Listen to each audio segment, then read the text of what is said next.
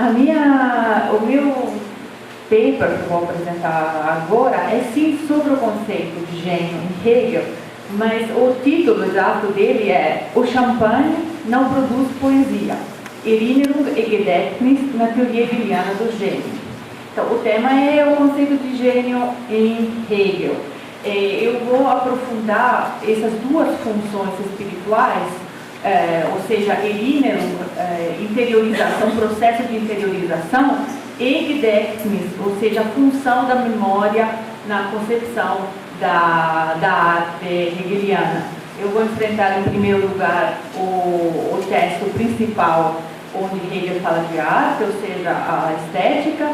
Depois vou dar uma olhada sobre alguns temas na Enciclopédia das Ciências Filosóficas. Um segundo passo vai ser uma análise de um pequeno trecho da fenomenologia para voltar depois à estética. Isso é o esquema do texto. Vou ler, se tiver problemas de compreensão, por causa do sotaque, por causa de algum erro de gramática, já peço desculpa.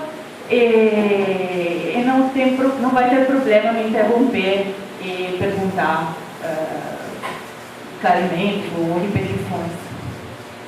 Então, procurei uma análise do conceito de gênio artístico na filosofia hegeliana. A análise permitirá compreender as tensões com respeito às quais o momento subjetivo da produção artística pode ser considerado como centro de um processo tanto de interiorização quanto de exteriorização de experiências. O gênio coloca-se no ponto de encontro entre forças centrípetas que lançam o externo e o essencial na direção do interno espiritual e formam o externo sensível, lhe conferindo uma aparência espiritual, e forças centrífugas que necessariamente fornecem à obra uma realidade externa e a colocam em um contexto determinado, expondo-a à apreciação do público. Além disso, no gênio, pelo fato dele depender em parte de um elemento natural de imediatez e exterioridade, independente da vontade subjetiva, a dialética interno-externa se configura também como dialética entre natureza e espírito. O fato de que o gênio se encontre nas mais estreitas conexões entre natural e espiritual significa, seguramente, por um lado, que apenas a intenção de produzir uma obra não basta, mas, por outro, significa também que a criatividade não pode estar ligada a características inatas ou a situações completamente contingentes e irracionais, como, por exemplo, a embriaguez. Como se, para produzir poesia, fosse suficiente, falar Hegel, um temperamento sanguíneo ou uma garrafa de champanhe. Hegel escreve na estética. Marmontel, por exemplo, conta que se encontrando em uma cantina na região francesa do Champagne, diante de 6.000 garrafas, elas não respiravam nada de poético. Fim da citação. Assim, se para criar uma obra de arte não são suficientes 100.000 garrafas de champanhe, nem um temperamento particularmente exaltado, o que é que distingue a atividade do gênio artístico?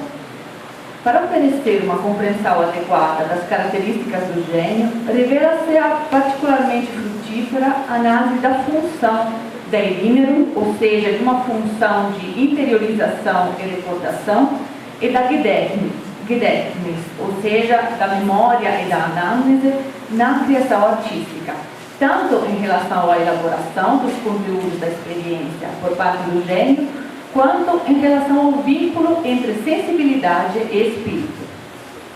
Primeira parte, gênio e natureza. Na estética, Hegel dedica relativamente pouco espaço ao tratamento do gênio. O tratamento sistemático da atividade criativa se desenvolve na terceira e conclusiva seção do terceiro capítulo da primeira parte da estética, no qual são esclarecidos os conceitos fundamentais do curso apresentado por Hegel. Esse capítulo carrega o título O Artista.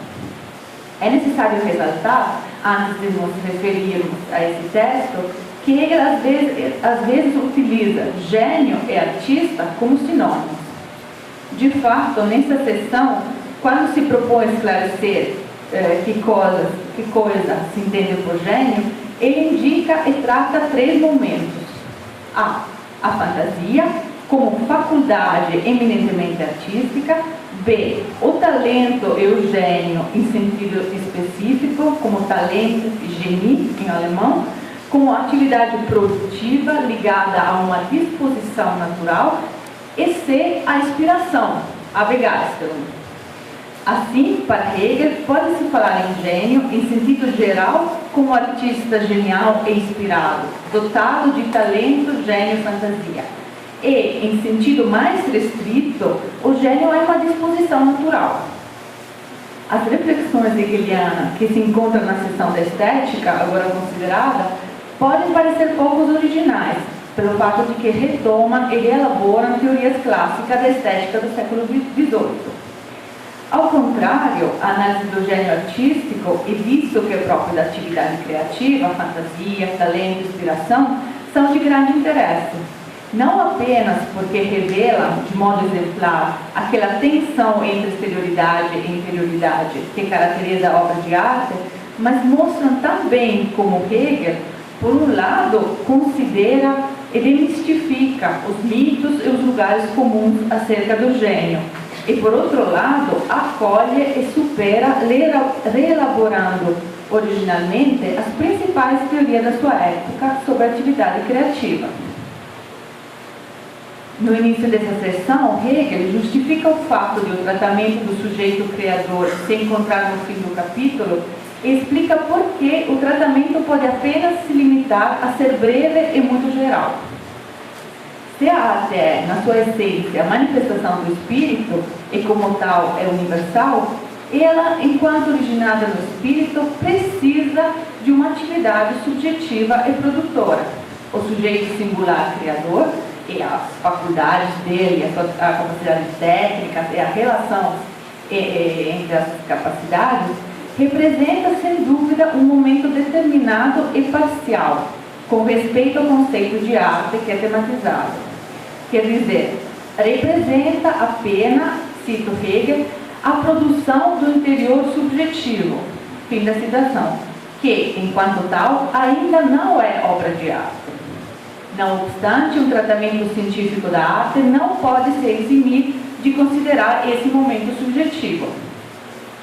Com relação ao lado subjetivo da produção artística, Hegel, antes de mais nada, admite a possibilidade, por parte da investigação filosófica, de sondar profundamente esse seu momento, poderíamos falar assim, embrionário, enquanto não se pode ainda falar propriamente em obra, mas apenas visto que ainda se encontra na mente e nas capacidades subjetivas do artista, no seu gênio, no seu talento, na sua fantasia e na sua inspiração.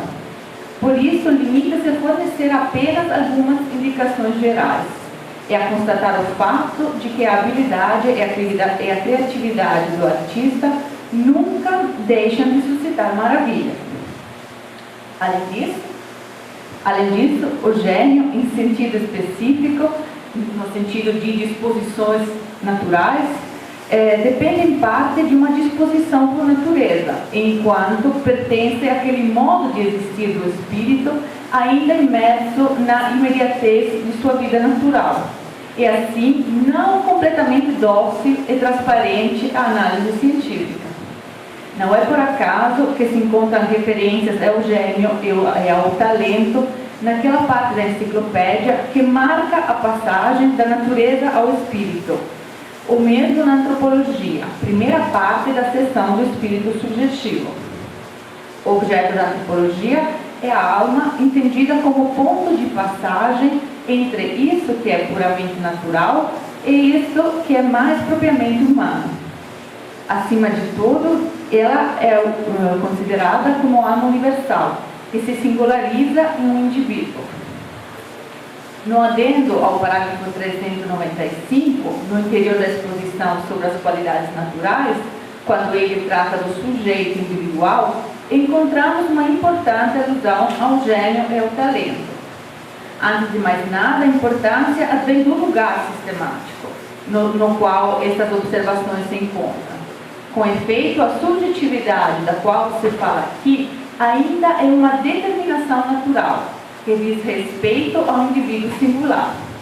Assim, não se trata de características que o sujeito determina conscientemente e por vontade, mas pelas quais o sujeito se encontra imediatamente determinado.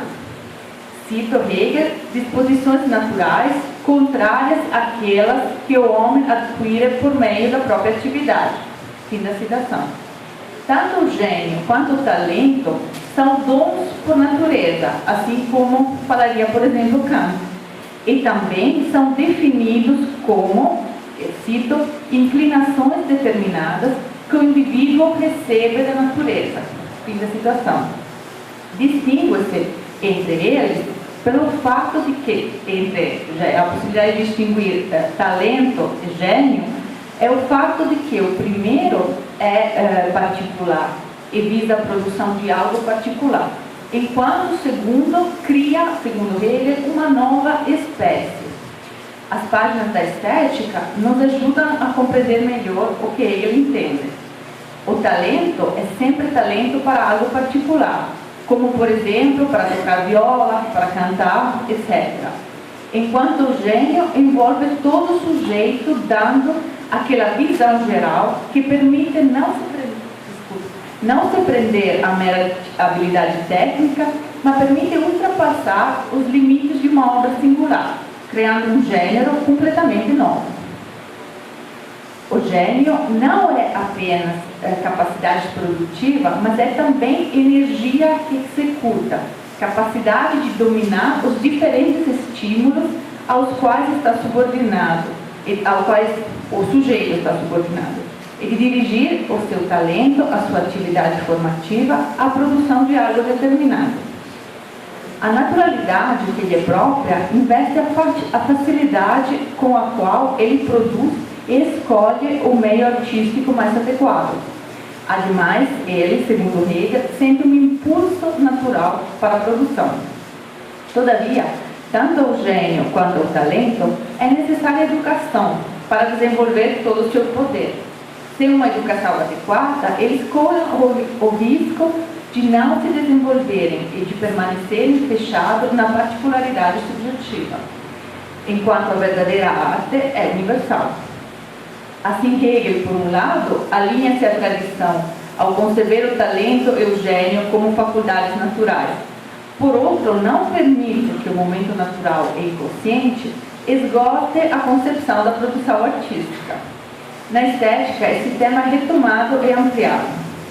A arte irredutivelmente implica em si um lado de imediatez e naturalidade, não apenas pelo fato que exige, como já vimos, uma disposição natural e específica do artista, mas também pelo fato que o artista produz elaborando elementos naturais que encontra à sua disposição. Por exemplo, a pedra para o escultor, as cores para o pintor, etc. E por fim, pelo fato que essa produção possui como faculdade fundamental a intuição, a Anschauung e a sensação, Empfindung, tanto de quem produz a arte quanto de quem desfruta a arte. Tudo isso representa, segundo Hegel, apenas um momento exterior da produção artística, que deve ser mediado pelo espírito e purificado tanto da imediatez interior da sensação, quanto da imediatez exterior da natureza, do material e da disposição natural. O fato que o gênio se encontre na mais estreita conexões entre natural e espiritual significa seguramente, por um lado, que a intenção consciente e o conhecimento dos meios e das técnicas de produção sozinha não bastam para criar uma obra de arte. E, todavia, isso não significa, segundo Hegel, que o artista genial seja, na sua atividade, inconsciente ou louco. A exposição da concepção hegeliana da fantasia e da inspiração no próximo parágrafo nos ajudará a compreender melhor a questão da consciência e da inconsciência do artista genial. Concentramos-nos agora sobre o lugar comum do gênio e do desregramento.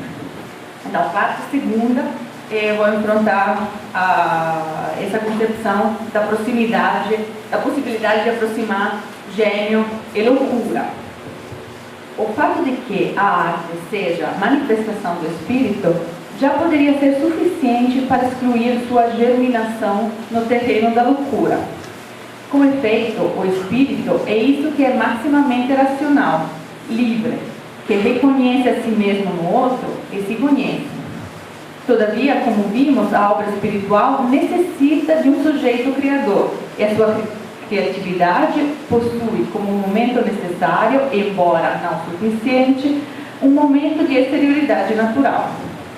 Desse ponto de vista, a loucura representaria, em certo sentido, um passo adiante com respeito à natureza, que se espiritualiza em um sujeito com inclinação e disposição, como vimos no gênio e no talento.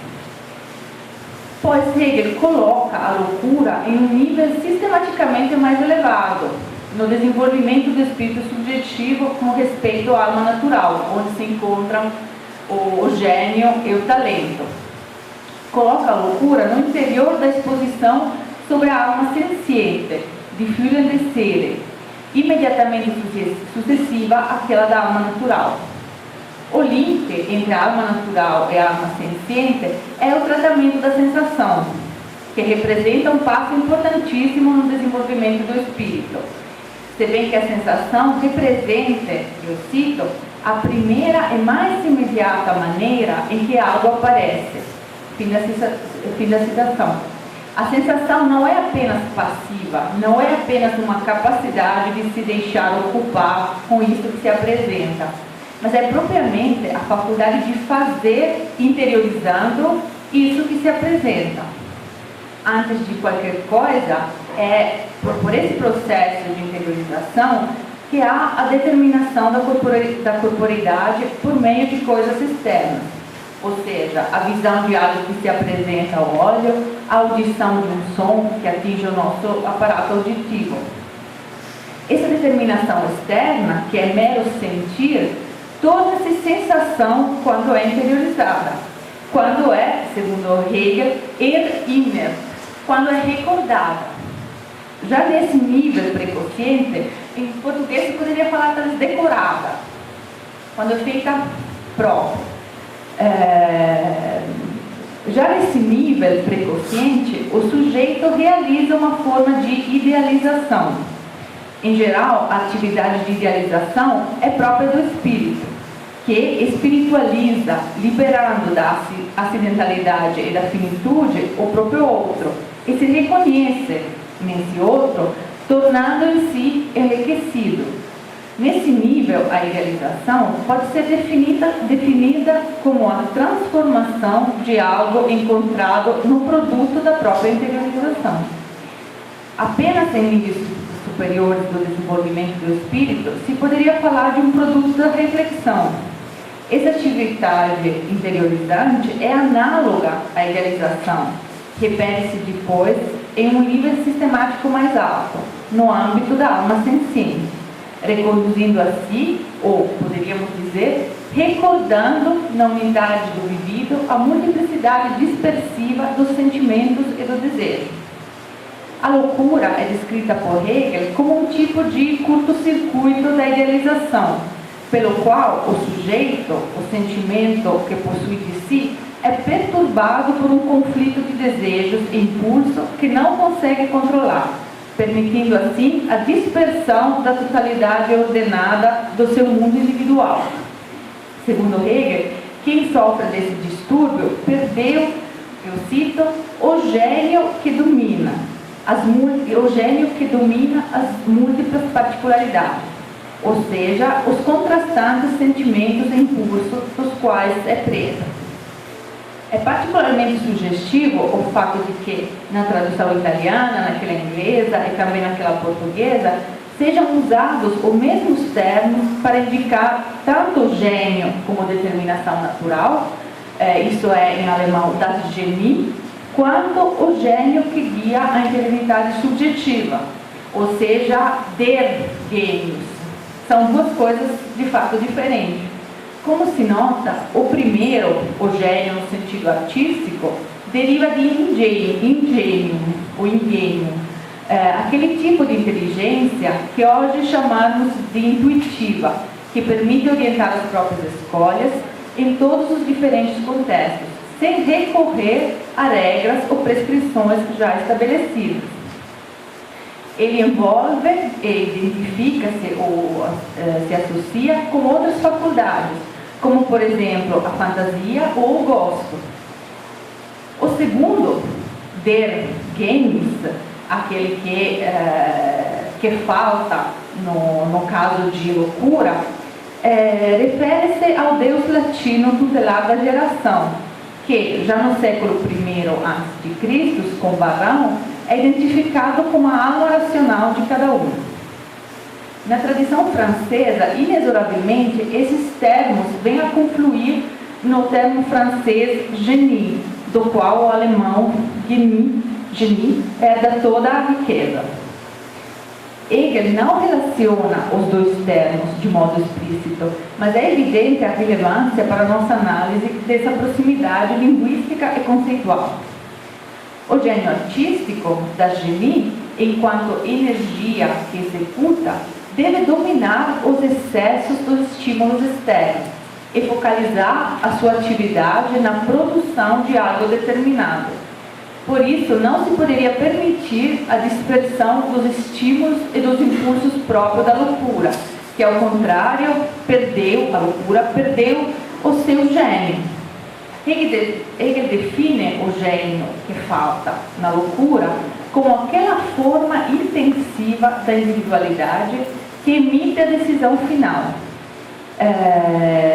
entre a aparência de mediações, intuições, princípios com os quais a consciência desenvolvida se envolve. Essa individualidade concentrada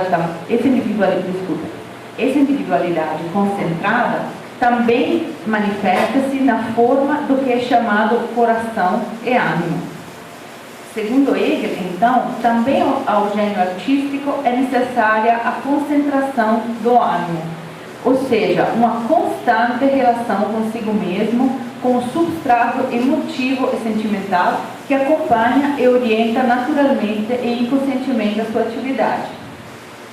Se a atividade própria da idealização, tanto no nível da sensação quanto do sentimento, é eriner, ou seja, consiste nesse processo de interiorização, podemos dizer que, enquanto o louco não sabe rememorar, não eriner, o gênio, ao contrário, recorda, o gênio decora, o gênio interioriza. Passamos então à terceira parte, que vai enfrentar a questão entre gênio e divinidade. Nessa parte que eu acabei de expor, eu estava simplesmente tentando te mostrar como o gênio, segundo Hegel, não pode ser assimilado à loucura, porque falta-lhe mesmo essa possibilidade, essa capacidade de dar uma orientação e uma capacidade executiva a todas as paixões, a todo o fluxo de dados que aparece na interioridade. Vamos então por essa segunda parte. Vimos que o gênio artístico deve manter um vínculo constante com a sua interioridade, com a sua totalidade emotiva, e que esse vínculo é pré-consciente. De fato, ele advém antes que se disponham os mecanismos da consciência, no nível de vida do espírito que Hegel chama sono da consciência. Todavia, o gênio não pode ser reduzido a isso. Hegel é muito crítico com respeito às concepções que veem o gênio como árbitro absoluto da produção artística, e ainda mais com que acredita que a genialidade, desligada de todos os vínculos com o mundo e relacionadas apenas consigo, possa, de algum modo, fornecer critérios morais ou científicos.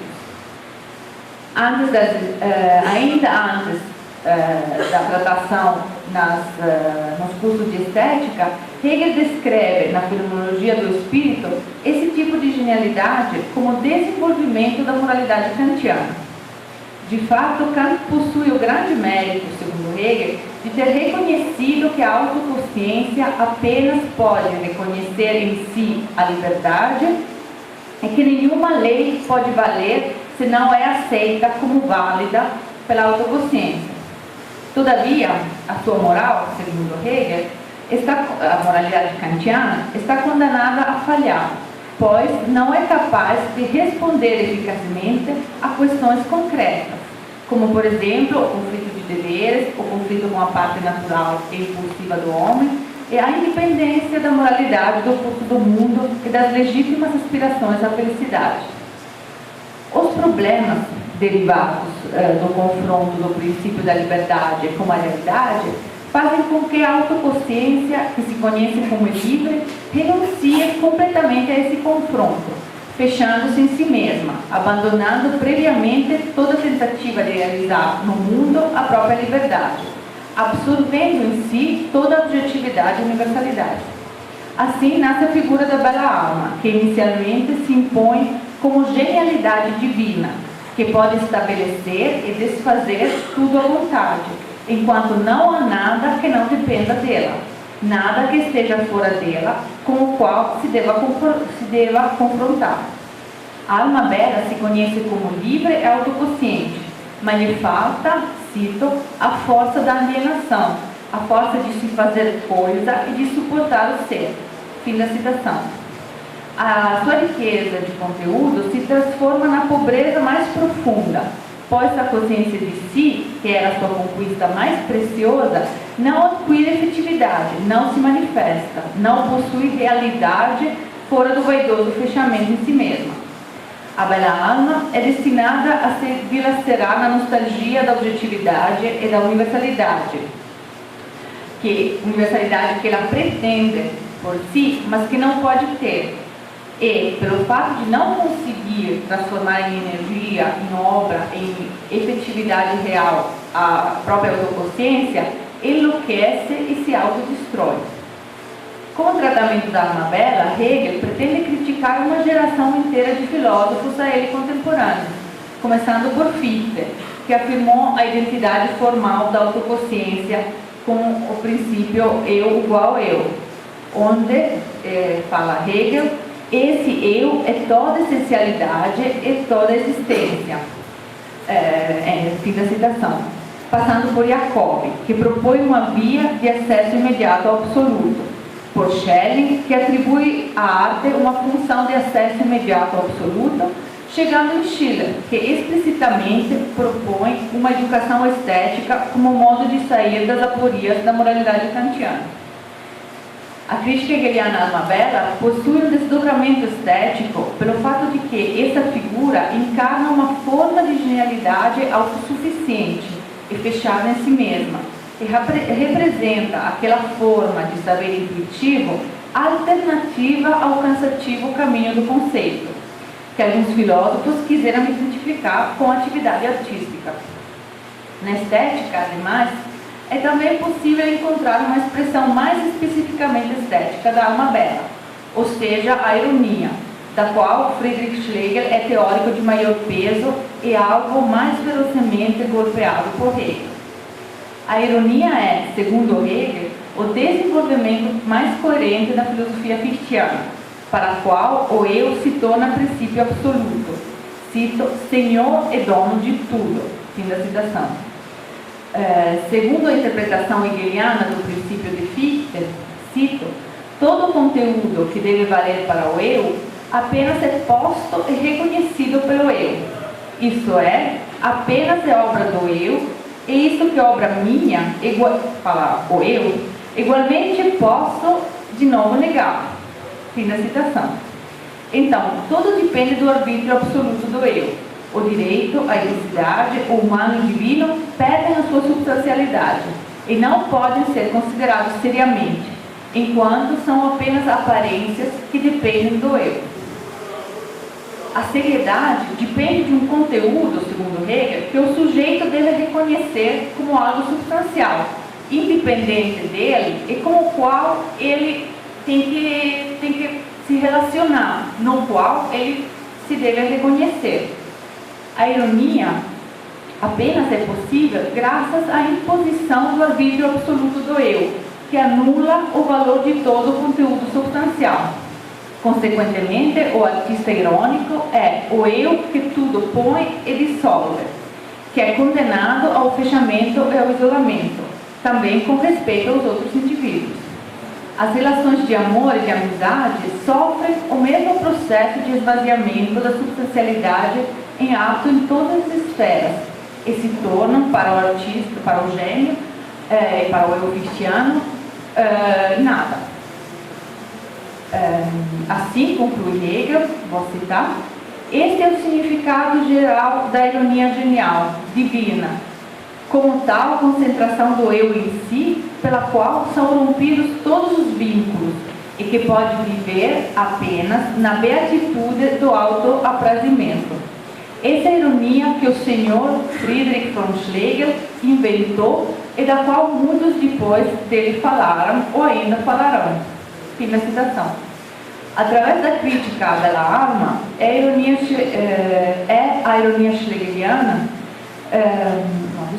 através das críticas à bela alma e à ironia schlegeliana, vimos que não pode haver nenhuma verdadeira genialidade sem energia que executa, sem força e capacidade de realização, sem um confronto com isso que é externo ao sujeito, sem confronto com a efetividade do mundo intersubjetivo histórico, com as esferas do direito, da eticidade e da religião. A assim chamada genialidade divina, que se torna algo polêmico tanto na fenomenologia quanto na estética, não é outra coisa que o arbítrio subjetivo elevado ao princípio absoluto, e que não produz arte verdadeira, assim como não pode produzir um princípio da filosofia e nem um princípio da moral.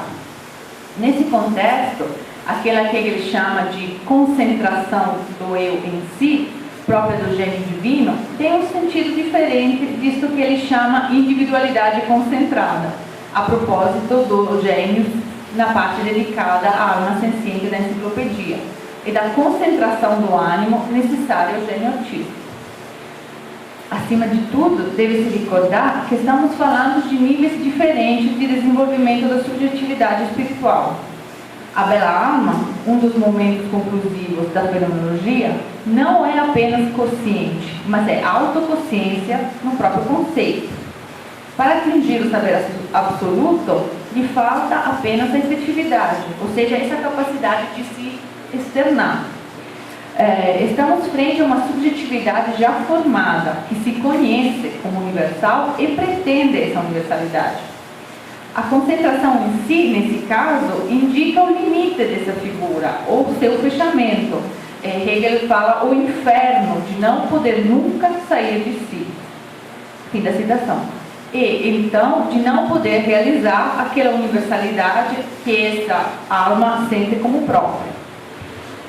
Esse é o primeiro ponto. A subjetividade concentrada, do que falando da loucura, ou seja, aquele gênio que impede a dispersão do sujeito na multiplicidade dos impulsos e dos desejos, e assim a concentração do ânimo própria do gênio artístico, não implica fechamento e corte de todos os vínculos. Pelo contrário, é aquela forma de interiorização que permite construir um tecido coerente e subjetivo, uma totalidade que possa tomar a forma de um eu, um substrato inconsciente de onde se colhem e se conservam as sensações, as emoções e os sentimentos enquanto nossos. No próximo parágrafo, veremos como mais precisamente se caracteriza essa forma de interiorização rememorante com respeito a uma outra característica fundamental do gênio artístico, ou seja, a memória. Estamos já bem adiantados. Tem perguntas em relação a essa parte? Questões? Então, deixa eu pensar ainda um pouco para poder.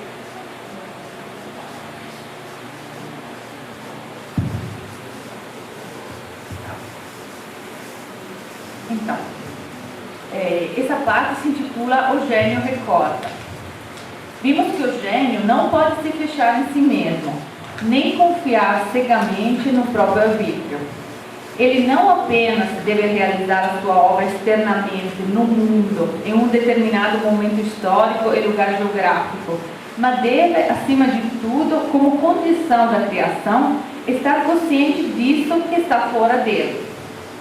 A arte compartilha com a filosofia a esfera mais alta do desenvolvimento do espírito, mas é caracterizada pela sensibilidade e não pelo pensamento. Por isso, o artista não deve recorrer às ideias abstratas, mas extrair a sua arte da superabundância da vida, assim fala Hegel. Portanto, isso significa que o artista deve estar receptivo com respeito ao que se oferece aos seus sentidos. Ele deve colher, eu cito, mediante um atento ouvir e ver as mais verdadeiras imagens do que existe. Fim da citação. Assim, para o gênio artístico, deve ser possível conservar essas imagens na memória, no Gedächtnis. O artista que tem familiaridade com o mundo, tem muita experiência e que tem exercitado a sua memória, é sem dúvida capaz de produzir obras mais estimáveis e ricas de conteúdo. E é por isso, por exemplo, que as obras de maturidade de grandes gênios, como Schiller e Goethe, são, segundo Hegel, preferíveis com respeito àquelas da efervescência juvenil. Além disso, a memória desenvolve uma função de filtro, ou seja, conserva isso que interessa e é próprio de um grande isso que interessa. E segundo Hegel, é próprio de um grande espírito ter variados interesses para ampliar o âmbito das suas possibilidades expressivas.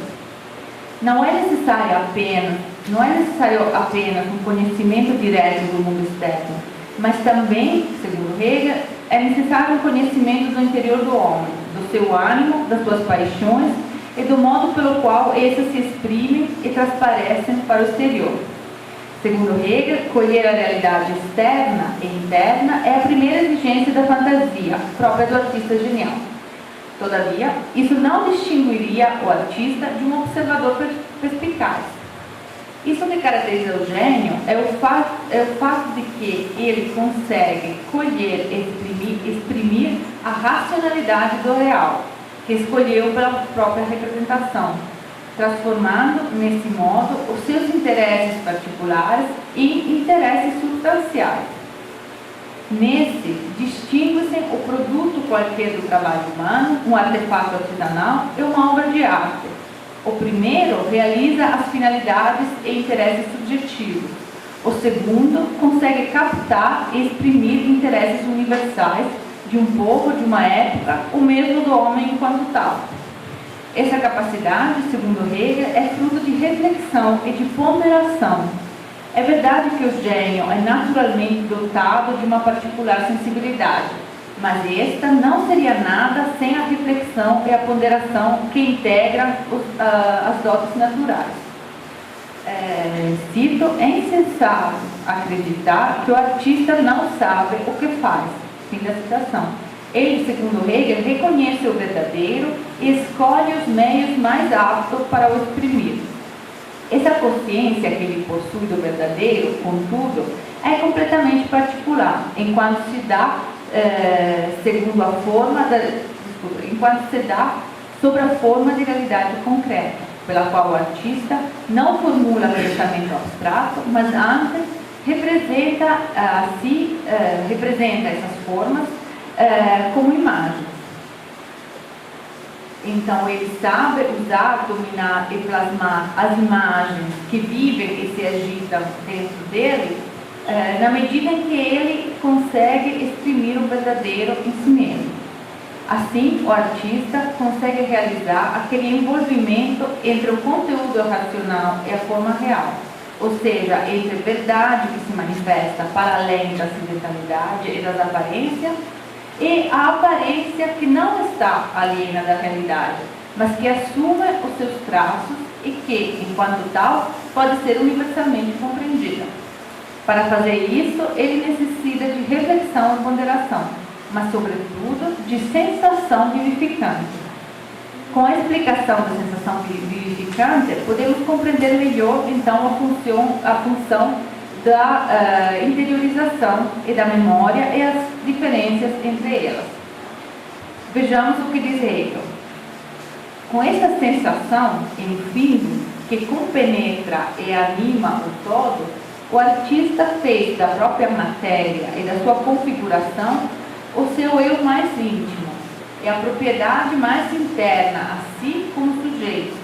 De fato, o intuir figurativo, bildliche Veranschaulichen, aliena todo o conteúdo da exterioridade e apenas a sensação o mantém em união subjetiva com o eu interno.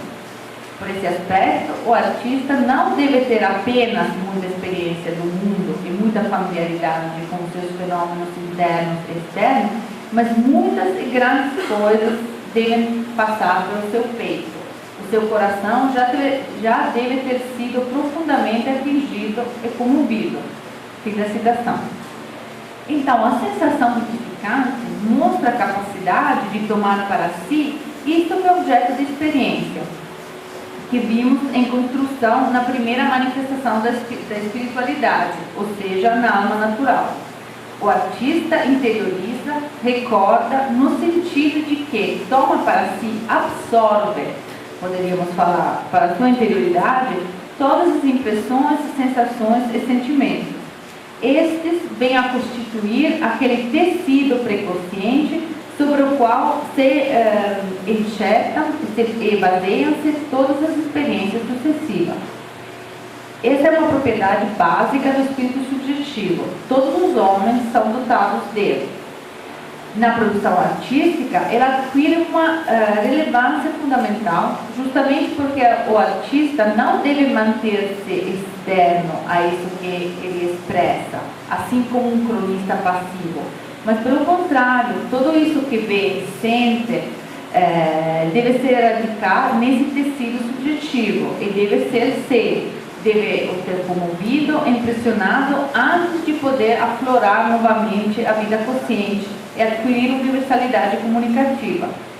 A atividade vivificante do gênio é propriamente aquela de manter o vínculo entre um conteúdo e uma forma qualquer com o sujeito, com o substrato emotivo mais profundo do artista. Essa atividade se diferencia do intuir figurativo, ao qual está associada. Hegel, de fato, não esclarece na estética o que eu entendo com essa expressão. Por isso, devemos novamente recorrer à enciclopédia, a seção dedicada ao espírito teorético, no capítulo Espírito Subjetivo. O espírito teorético é o primeiro momento da psicologia, em que é tematizada a autoconsciência racional do sujeito na atividade cognitiva teorética e na atividade prática. Aqui não mais se trata de analisar a exatidão natural do sentido, assim como já vimos na antropologia, mas de ver como o intuir é objetivado pelas estruturas do pensamento. Ademais, o contínuo fluir da atividade intuitiva é fixado e conservado sob forma de imagens, bild, que permanecem na lembrança interiorizada. Na passagem do intuir imediato às imagens, perde-se toda a riqueza, a exatidão da experiência intuitiva. Ela é descontextualizada, privada de determinações espaço-temporais que lhe são próprias e disponibilizada pela memória, pela Gedächtnis. Na memória, a imagem pode ser reconduzida arbitrariamente à consciência, pode ser composta, sobreposta por outras imagens usadas em contextos diferentes e constitui o material com o qual o artista trabalha para realizar as suas obras. As múltiplas e variegadas imagens que o artista conserva na sua experiência são, como diz Hegel, exteriorizadas. São algo que, enquanto disponibilizadas pela memória e transformadas em imagem, foi neutralizado na sua eficácia emotiva, na sua imediatez e na sua subjetividade. Por isso, a experiência e a memória da experiência não bastam, segundo Hegel, para vivificar a atividade artística e o conteúdo da produção do artista. Mas, como ele falou, o seu coração já deve ter sido atingido e comovido. Fim da citação. Isso é, as experiências da sua sensibilidade devem estar impressas na sua interioridade inconsciente. Ele as deve ter tornado próprias, interiorizadas, isso é, recordadas no momento embrionário da sua subjetividade. Essas, de acordo com o peso, o efeito e a resposta que provocaram nele, tornam-se constitutivas da totalidade do seu eu. Assim, o artista genial interioriza no sentido de tomar para si todas as sensações e emoções, conserva e exercita a memória, realizando por isso formas de sedimentação diversas. A primeira, como já vimos aqui, vou fazer um pequeno resumo. Então, a primeira forma é aquela inconsciente e que é constitutiva da obra de arte, enquanto o artista não deve apenas encontrar na matéria a qual dá forma, mas essa matéria deve pertencer no sentido mais próprio, deve estar impressa nele, chegando a constituir aquilo que chamamos de tecido que constitui o sujeito. Usando expressões hegelianas, podemos falar em, cito, totalidade do eu, ou concentração do ânimo, ou, por exemplo, seu eu mais íntimo. Esse é o ponto de ligação e trânsito disso que é externo e que é interno à experiência subjetiva. A atividade de interiorização, a Erinnerung, absorve no inconsciente tudo isso que experimenta, vinculando indissoluvelmente a nossa subjetividade, isso que em toda experiência é do sujeito, as suas sensações, sentimentos, respostas emotivas, etc. Todavia, esse conservar não é senão um dissolver o vivido como experiência singular, externa e independente da subjetividade. A partir dessa base, traída da leitura da antropologia, temos então uma segunda forma de sedimentação, aquela ilustrada brevemente por Hegel na psicologia, que ele chama explicitamente de Erinnerung, de interiorização, enquanto ela também é uma forma de sedimentação, mas sedimentação de imagens, privadas do seu conteúdo intuitivo. Ela é integrada a uma outra faculdade, apenas em parte consciente. Essa é a memória. De fato, se não podemos sempre escolher isso que recordamos, porque isso depende da nossa capacidade de interiorização, a memória, por outro lado, dispõe das imagens do vivido e pode as recordar à vontade. Então, chegamos à última parte. Então, o gênio recorda, o gênio interioriza em vários níveis. Mas o gênio também, segundo Hegel, tem que esquecer todas as próprias experiências. Elas fazem parte desse tecido do sujeito, então ele se torna essas experiências, ou seja, o que é externo se torna interior. Isso é o primeiro passo. Mas agora, como segundo passo, o gênio tem que esquecer tudo isso. Então, aquilo que é próprio, de novo, tem que se voltar, tem que se tornar obra, tem que voltar ao exterior. Então, essa é a última parte. Coragem. Tanto a Erinnerung quanto o Gedächtnis são necessárias em modos diversos à atividade artística. Uma anima o conteúdo e confere a ele aquele vínculo com a vida interior do artista e conserva em dois níveis diversos, sensível, emotivo e imaginativo prediscursivo, isso que passa, que acontece no nosso ânimo. O outro, a memória, se serve das imagens na atividade efetiva de configuração do material escolhido como conteúdo da obra. Contudo, Hegel afirma que a obra deve ser algo realmente objetivo, no sentido que o sujeito deve saber sacrificar e colocar à parte a sua particularidade, simplesmente tornar-se o órgão para a expressão de um conteúdo. Em outras palavras, o artista, cito Hegel, por sua vez, deve saber esquecer a si mesmo, a sua particularidade subjetiva com as suas acidentais contingências, e por sua parte, imergir-se inteiramente na matéria, de tal modo que ele, como sujeito, é, por assim dizer, apenas a forma para dar forma ao conteúdo que aprendeu. Fim da citação. O saber esquecer a si mesmo do artista não contrasta com o fato de que ele deve ter memória e deve exercitá-la, pois isso que deve ser esquecido é a particularidade subjetiva e a contingência. Como vimos, a formação de imagens permite a conservação e as torna disponíveis da memória. Como vimos, a formação de imagens que permite a conservação das imagens e as torna disponíveis da memória já é uma forma de purificação da acidentalidade e da privação do sentir e do experimentar. Nesse sentido, o configurar-se do artista a partir de um material dado não é síntese de produção de algo já visto, de algo do que já fez experiência, mas a cada vez é a formação de algo novo, livre do vínculo com o passado, com o sujeito, com a circunstância, e que, todavia, por ser real, deve estar ancorado na interioridade do artista. E por isso dizemos que tudo isso que passou pelo ânimo dele deve ter deixado um rastro. O processo de interiorização sensível, que, como vimos, está em ato em relação às sensações, é de fato um conservar, mas é um conservar esquecendo, pois isso que se torna um gênio, entrando na constituição da sua subjetividade, é certamente o que de mais próprio ele possui, embora, enquanto experiência sensível particular, deve ser esquecida, dissolvida no sono da consciência. Isso não significa que a produção de uma obra de arte possa ser totalmente inconsciente. Como vimos, Hegel categoricamente exclui essa possibilidade.